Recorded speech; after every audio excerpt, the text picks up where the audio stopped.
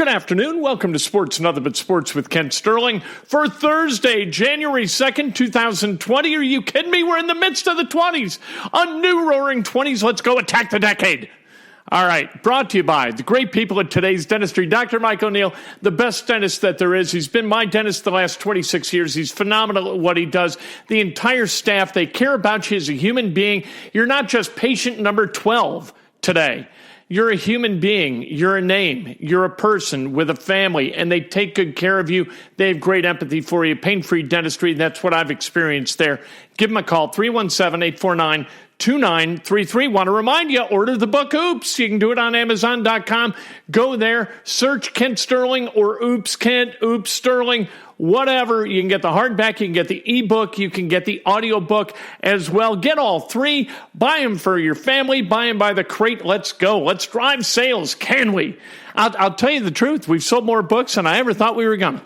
And that's just terrific. Very affirming to me that this book has struck a nerve with some people, and that's very cool. Let's talk about the Indiana Pacers. Pacers tonight against the Denver Nuggets. That game at Bankers Life Fieldhouse. The Pacers entering a portion of the season where they can really do some damage in the Eastern Conference of the NBA. They've got this game, then they travel to Atlanta for a game Saturday, then they're in Charlotte, back home against the Heat, and then they go to Chicago. If they win tonight, they could run the table these 5 games, and I think that they absolutely could get that done. Malcolm Brogdon, he is not going to play tonight. Hopefully he's back Saturday against the Atlanta Hawks, but we found that out from Nate McMillan today. We spoke with Nate and Justin Holiday about the passing of former NBA Commissioner David Stern and the challenges presented by the Denver Nuggets. Just a great commissioner.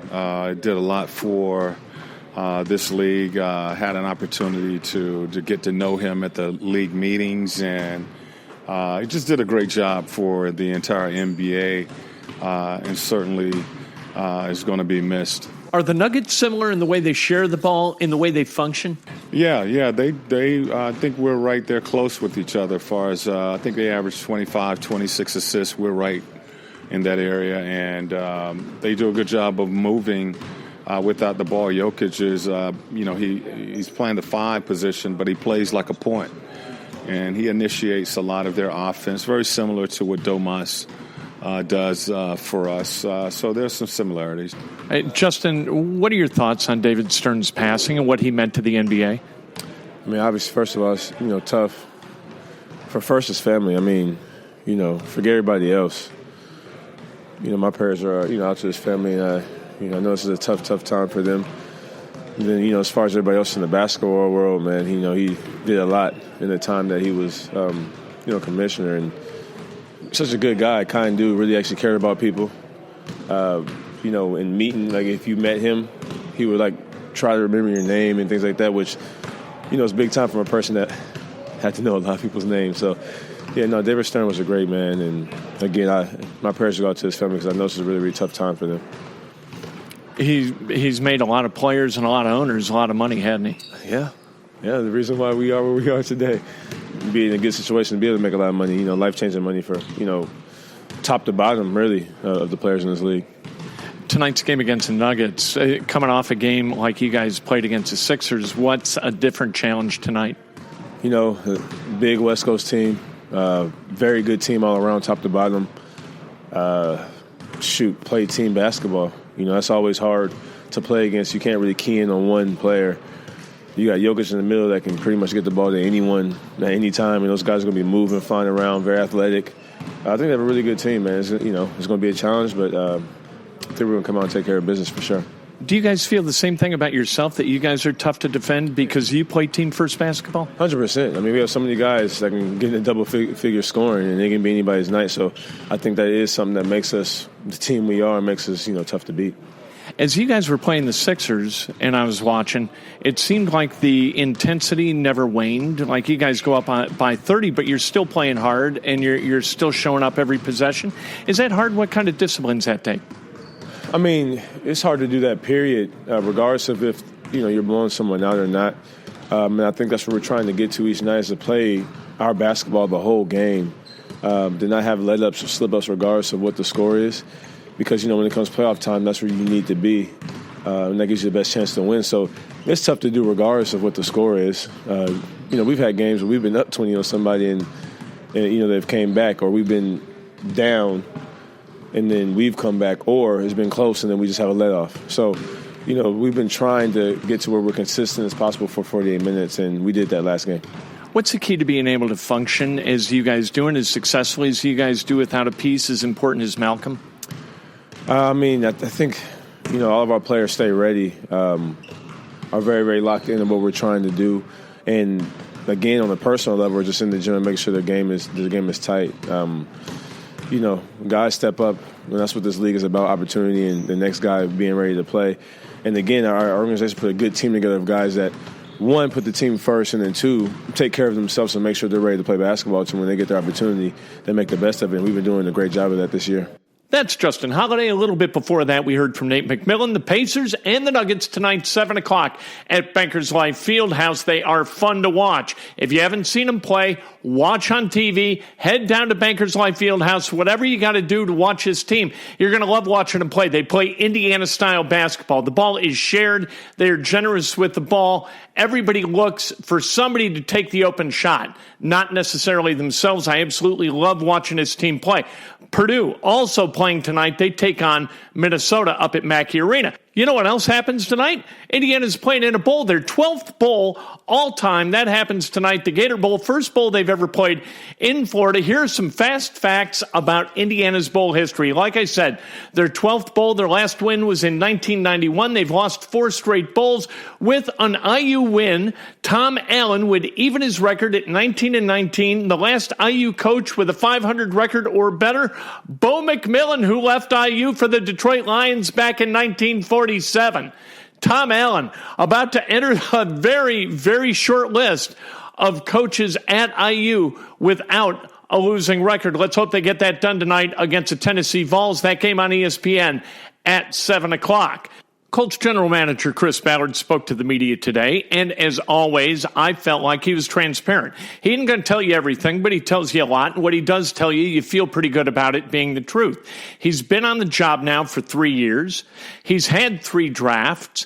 We've heard him do this thing a few times, and we have reason to believe that he's being accurate in his assessment of a lot of things. Talking about Eric Ebron today. What did he say? We'll probably move on. You can tell there's no love lost between the Indianapolis Colts and Eric Ebron, and out the door he's going to go. Jacoby Brissett, is he going to be the starting quarterback in 2020?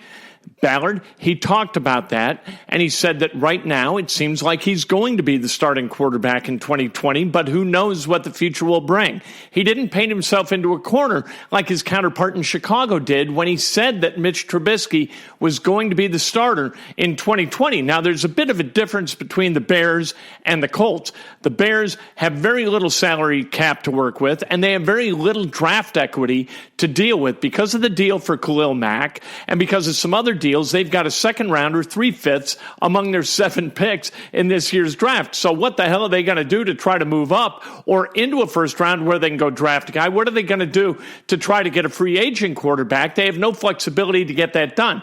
The Colts, on the other hand, they have all kinds of cap flexibility and they have all kinds of draft equity. Now, with the 13th pick, I would not anticipate the Colts taking a quarterback, depending on who falls to 13.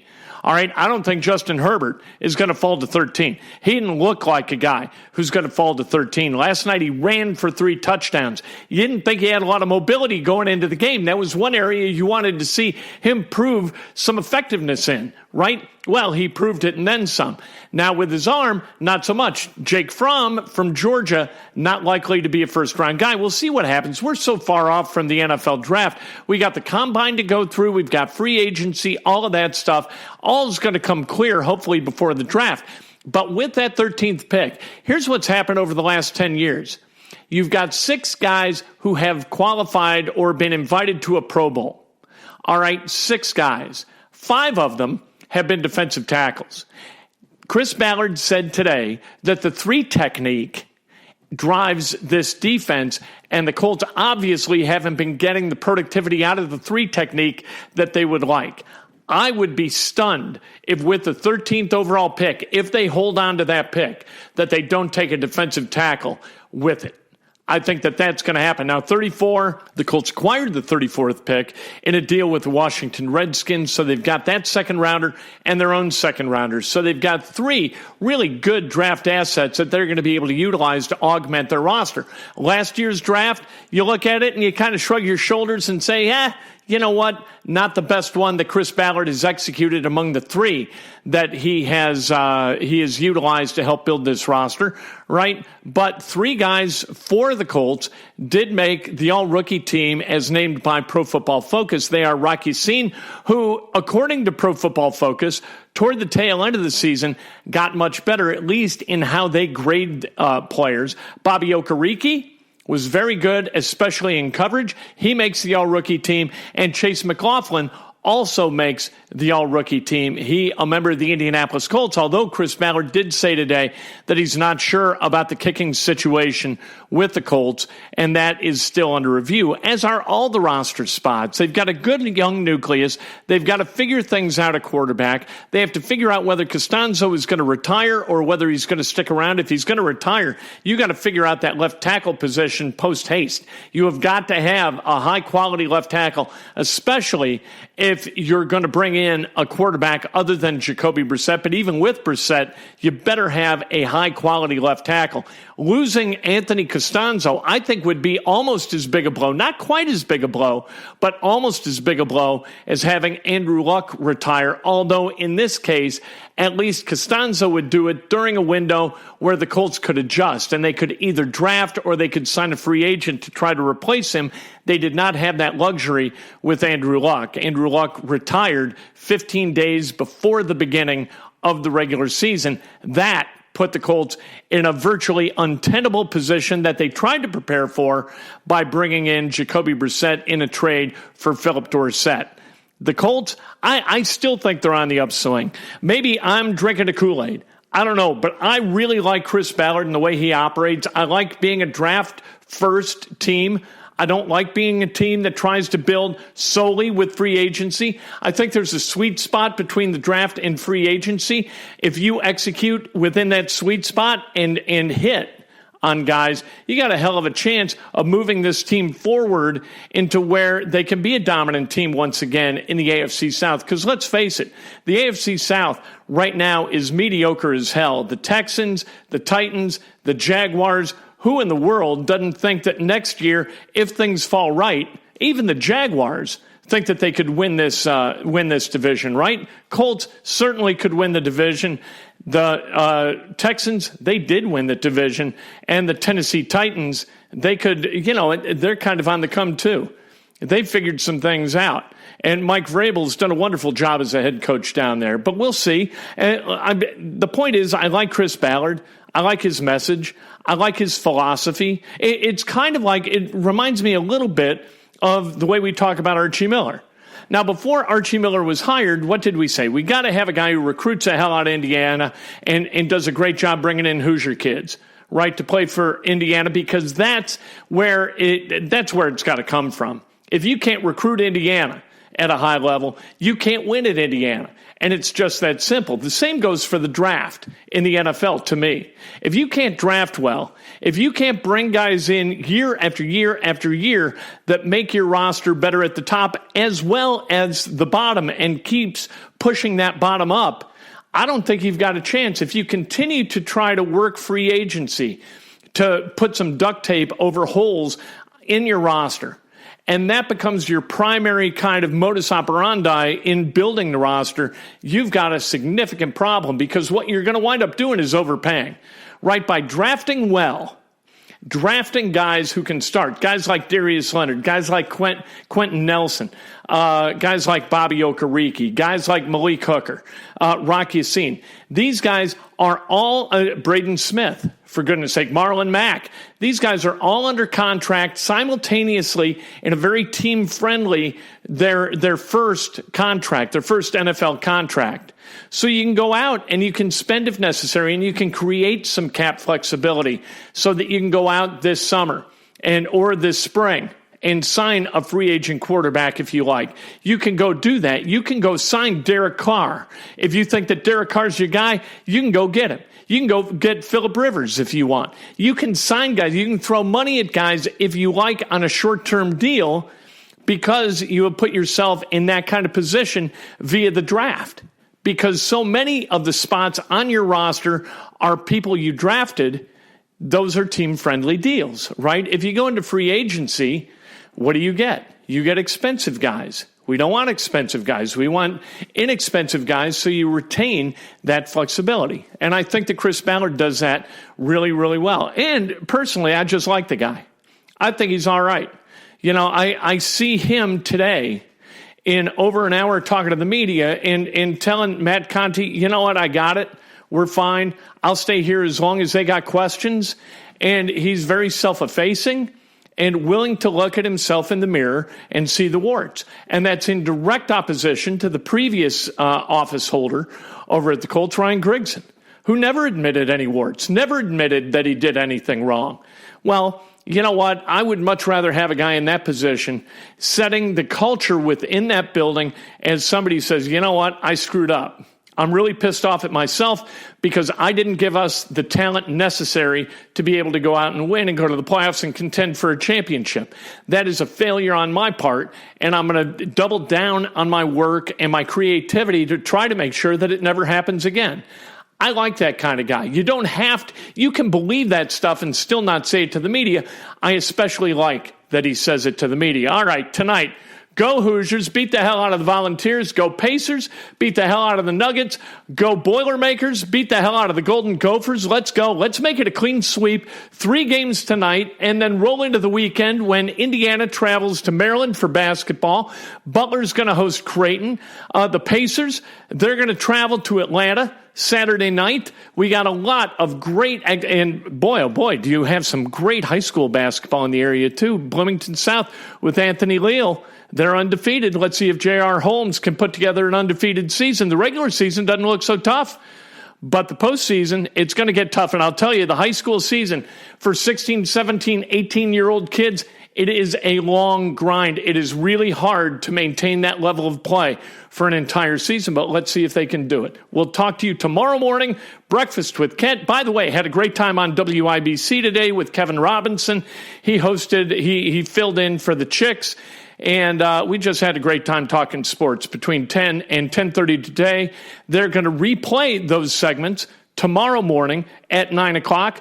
And listen, tell me what you think. How about that? Because, hey, I got to look in the mirror and see my warts too, don't I? If I'm going to be a media guy and say, look, you know what? We like guys who admit their warts, admit their flaws.